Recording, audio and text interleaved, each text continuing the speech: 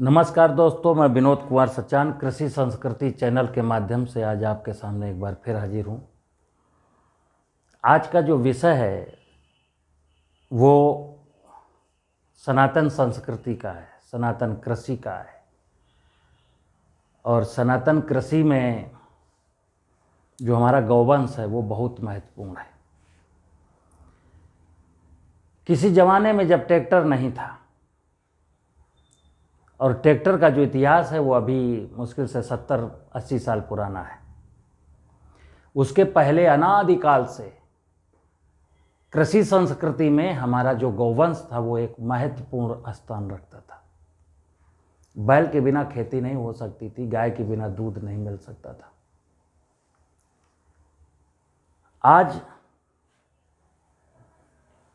आज इस बात को स्वीकार किया जा रहा है और आज सरकार गौवंश की सुरक्षा के लिए नाना प्रकार के जो है यत्न करती नजर आती है।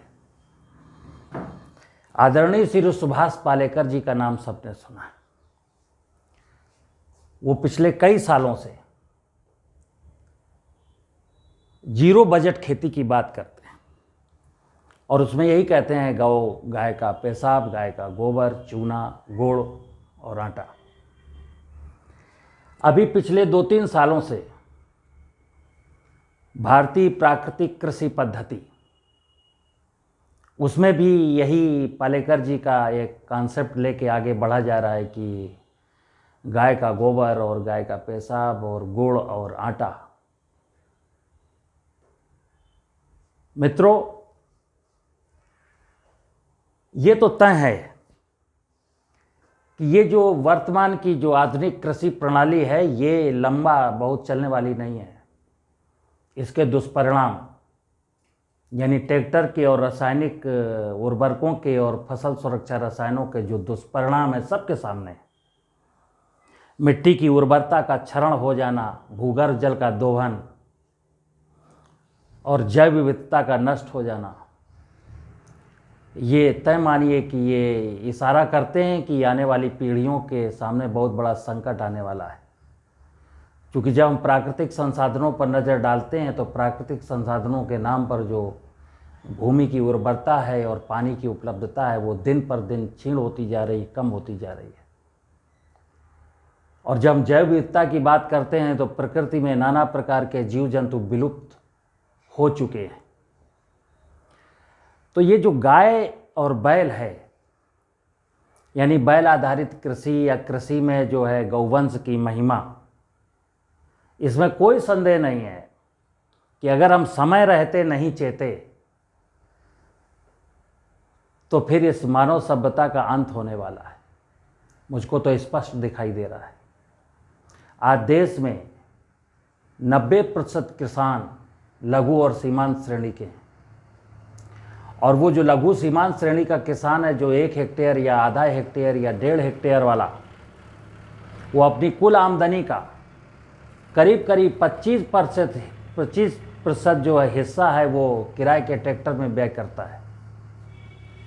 अगर उसके पास बैल होते तो जो 25% की धनराशि है लागत में उसकी बचती, उसके खेत मजबूत होते और जो रासायनिक उर्वरकों पर जो सरकार सब्सिडी देती है, सरकार की वो सब्सिडी भी बचती। तो आज ये विषय जो है मैं आपसे अपेक्षा करता हूँ और जो मैं समझाना चाहता हूँ वो ये समझाना चाहता हूँ कि ये जो सरकार जो गौवंश संरक्षण में लगी हुई है और वर्तमान में जो गौ संरक्षण का जो कार्यक्रम है वो सफल होता नहीं दिखाई देता है। बेशक हम प्रयास कर रहे हैं लेकिन वो प्रयास कभी सफल नहीं होंगे। उसका कारण है कि गाय जब किसी आज की तारीख में तो ये मान लीजिए कि 93% किसानों के पास गाय बची ही नहीं है। केवल देश के 7% किसान ऐसे हैं जिनके पास गौवंश है, एक आध नग केवल, और ज़्यादातर किसानों ने गाय को छोड़ दिया है। और गाय संसर्ग करती हैं और गाय बछड़े पैदा करती हैं। जब बैल से खेती होती थी तो वो बछड़े खस्सी करा दिए जाते थे और बैल में परिवर्तित हो जाते थे, यानी खेतों का काम करते थे। आज क्योंकि हमने बैल पाला नहीं है, जंगल में गाय ब्याह जाती है और बछड़ा होता है तो बिजार बन जाता है, जिसको हम साँड़ बोलते। और देश के बहुत सारे हिस्सों में, बहुत सारे शहरों में अब ये एक नई चैलेंज आया है कि वो साहब उसको आदमी को एक पटक पटक करके साँड़ ने मार डाला। देश का किसान रात रात भर जाग जाग करके अपनी फसल की रखवाली करता है। अब ये किसी किसान को समझ में नहीं आता कि अगर एक गांव में 50-60 गौवंश छुट्टा घूमता है और उस गांव में 100 किसान अगर एक एक नग वो अपने खूंटे में बांध लें तो शायद उनको गोबर भी मिल जाएगा और वो रात रात भर जगने की कवायद भी नहीं करनी पड़ेगी। लेकिन ये गौवंश संरक्षण होना चाहिए और ये बहुत ज़रूरी उपाय है, क्योंकि कल डीजल बचेगा नहीं बचेगा कुछ कह नहीं सकते। और अगर डीजल बना भी रहा तो ध्यान रखिएगा कि ये ट्रैक्टर से खेती हम बहुत लंबे समय तक नहीं खींच सकते, क्योंकि 3 टन का ट्रैक्टर जब ज़मीन में 10 बार दौड़ता है तो ज़मीन के नीचे की मिट्टी को कॉम्पैक्ट कर देता है। और वर्षा जल का पानी, चूँकि भूमि के नीचे कठोर सतह बन जाती है, तो वर्षा जल का पानी ज़मीन के नीचे प्रविष्ट नहीं हो पाता है। तो मित्रों, मैं एक आइडिया दे रहा हूँ, वो जो नीतियों में बैठे लोग हैं वो भी समझ लें। बिल्कुल सरल बात है। आज की तारीख में जो रासायनिक उर्वरकों पर अनुदान है, जो भारत सरकार रासायनिक उर्वरकों पर अनुदान देती है, उसका जो मूल्य है वो 1.4 लाख करोड़ रुपया है।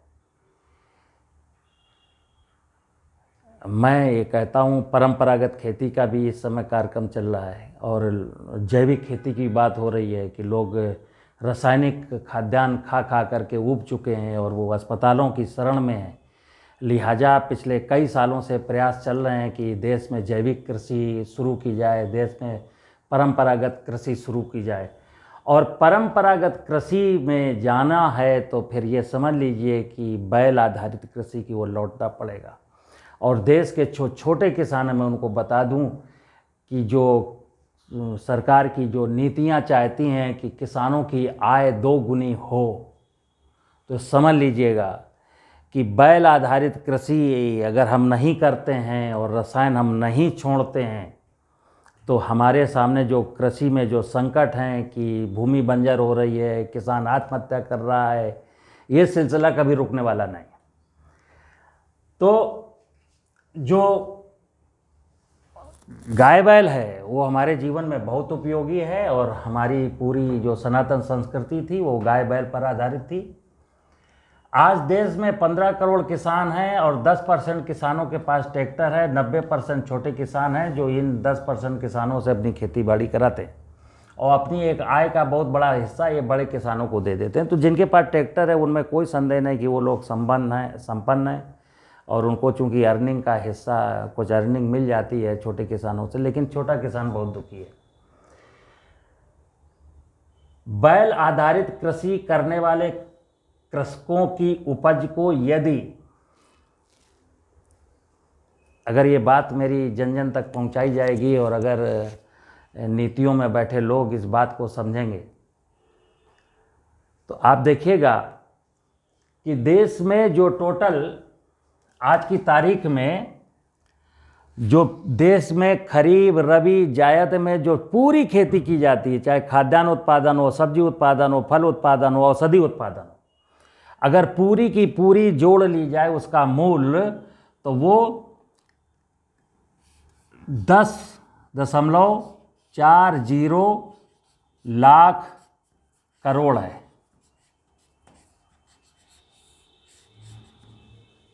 यानी अगर देश का किसान अपने पास कुछ भी ना रखे, टोटल उपज बेच दे तो उसकी वर्तमान वैल्यू 10,40,000 करोड़ है।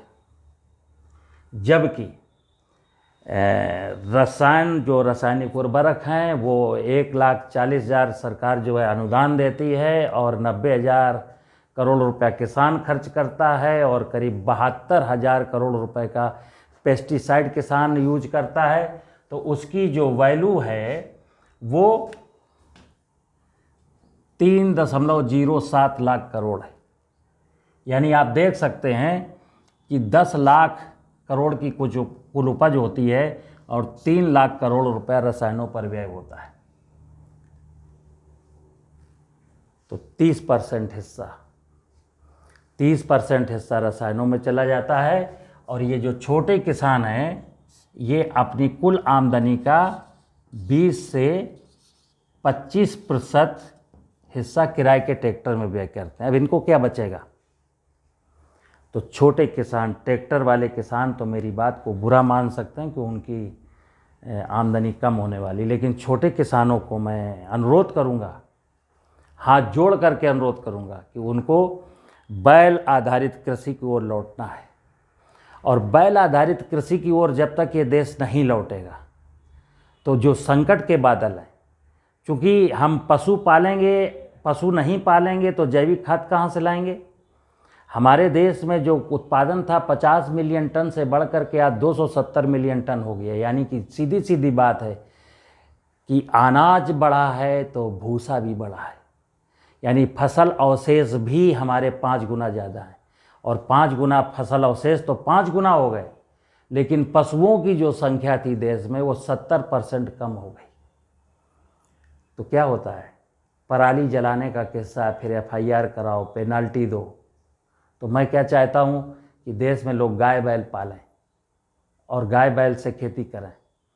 एक तो अतिरिक्त आय का जरिया है, दूसरा रात भर जाग करके फसल की रखवाली नहीं करना, तीसरा वो अपनी ज़मीन की उर्वरता बढ़ा सकते हैं। और जैसे ही भारी भरकम ट्रैक्टर 90% किसानों के खेत से हटेगा तो वर्षा जल का पानी, जब बारिश में पानी होगा तो पानी ज़मीन चूँकि पल्वराइज हो जाएगी तो वो सीपेज होकर के नीचे जाएगा और भूगर्भ जल स्तर बढ़ेगा। और मित्रों, अगर मैं गाय की जो महिमा है, जो कृषि में जो गाय और बैल की महिमा है, अगर उसको ऐसे ही नज़रअंदाज करता रहा तो तय मानिए कि ज़मीन खराब हो रही है, भूगर्भ जल का दोहन हो रहा है, और जो खाद्यान्न में जो रसायनों की उपलब्धता है वो बढ़ती जा रही है। और ये सारी चीज़ें मिल करके क्या है, वैमनस्यता पैदा कर रही हैं। आदमी आदमी के बीच में नफरत का माहौल है। आज के ठीक 70 साल पहले जब गाय बैल था तो गांव में लड़ाई झगड़े बहुत कम थे।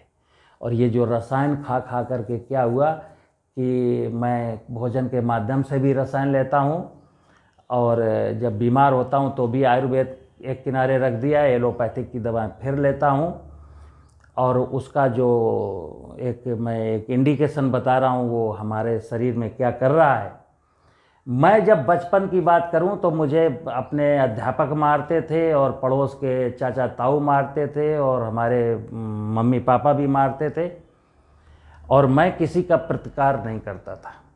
आज ये रासायनिक भोजन खा करके, और मैं बताऊं देश में ऐसे बहुत अपवाद मिलेंगे जो अपने 14-15 साल के 16 साल के बच्चे को लोग एक तमाचा मारने की हैसियत रखते हैं।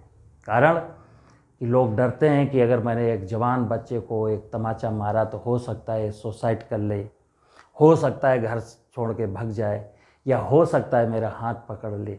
तो ये जो मानव जीवन में ये जो एक विचित्र कहानी है कि हम किसी को डांट नहीं सकते, हम किसी को मार नहीं सकते, उसका रीज़न यही है, रसायन। मेरे दिमाग में रसायन इतना जा चुका है कि मैं अपने आपे में नहीं रहता हूँ। तो मित्रों, मैं इन्हीं शब्दों के साथ इस बात को अपनी समाप्त करता हूँ, और ये आपसे अनुरोध करता हूँ कि जहाँ कहीं भी आपको कृषि की जब बात आएगी तो मैं बता दूँ कि बैल और गौवंश आधारित खेती ही काम आएगी। तो सनातन संस्कृति की ओर लौटना है, परंपरागत कृषि की बात करना है, तो ज़मीन को सजाना है, तो फिर हमारे गौवंश हमारे लिए बहुत महत्वपूर्ण बात है। अन्यथा फिर पालेकर जी का कॉन्सेप्ट करेगा क्या? जब गाय बैल है ही नहीं तो गोबर मिलेगा कहाँ से? तो आज से तैयारी करनी है, और ये जाहिर सी बात है कि हमें गौवंश की खेती की ओर लौटना है। जय हिंद, जय भारत।